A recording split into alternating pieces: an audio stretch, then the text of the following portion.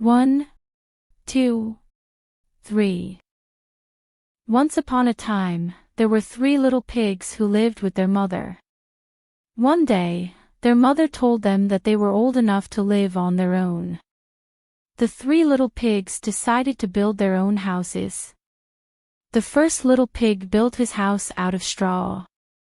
He thought that it would be quick and easy to build, and he didn't need to work very hard.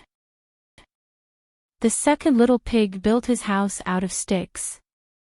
It was a little bit harder to build than the first pig's house, but it was still not very sturdy. The third little pig built his house out of bricks. It took him a long time to build, but it was the strongest house of all.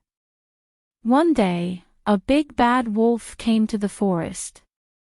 He saw the first little pig's house and he huffed and he puffed and he blew the house down. The first little pig ran to the second little pig's house.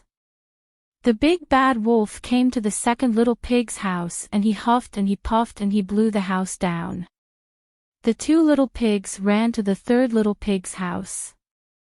The big bad wolf came to the third little pig's house and he huffed and he puffed and he huffed and he puffed, but he could not blow the house down.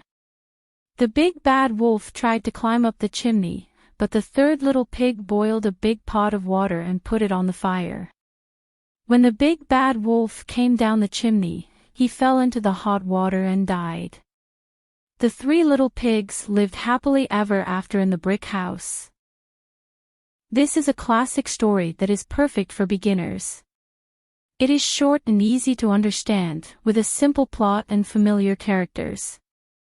The vocabulary is also relatively simple, with no words that would be too difficult for a beginner to understand. I hope you enjoyed this story.